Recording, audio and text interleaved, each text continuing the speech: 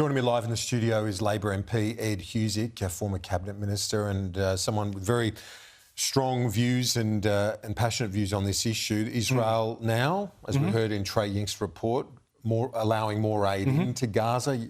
Obviously, you welcome that. Well, we've seen since March the way in which aid has been throttled going in to Gaza. That has been a deliberate decision by the Netanyahu government.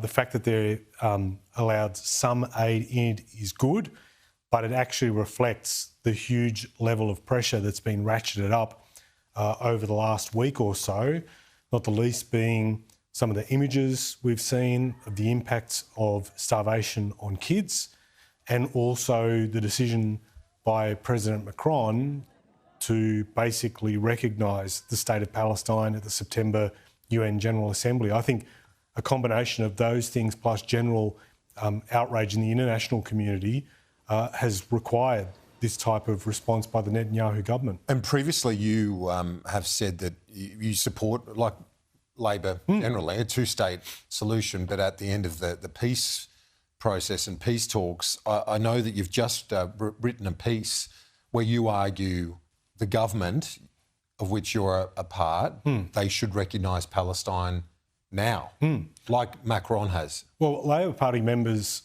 have supported the establishment of the state of Palestine. We've reaffirmed that most recently in not one, but two national conferences.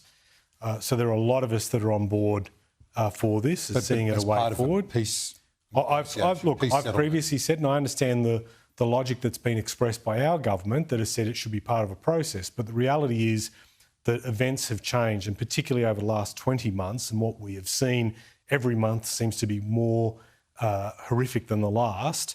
I think circumstances have changed, and France making its decision, over 140 countries recognise the state of Palestine, but none as large as France, a G7 member, the first one to do so. If the Albanese government, they should follow Macron's lead right now. So I think if the French have been able to make that decision without necessarily putting, saying these conditions need to be met before we do this, they're saying recognise and do these things, which include the demilitarisation of Hamas.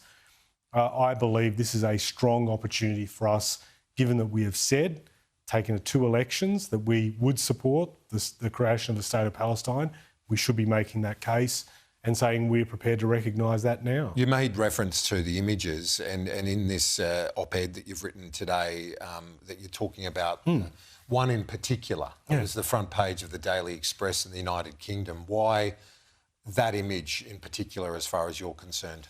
Well, I think if you look at the screen, the image of that 1-year-old who weighs the same as a 3-month-old baby as a result of starvation, that prompted the Daily Express, which is a conservative outlet, to say, for pity's sake, stop this now.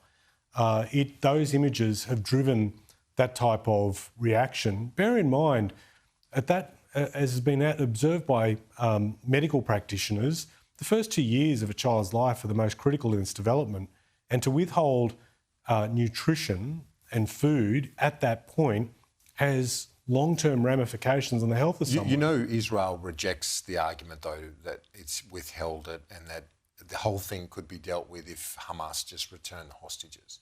Should we be putting more heat on Hamas to say, as opposed to the democracy of Israel? You know what? I think most average Australians who see the images that are coming out and they're reported by a raft of different outlets, they see what they see and they can make a judgment on whether or not that type of statement out of the Netanyahu government stands.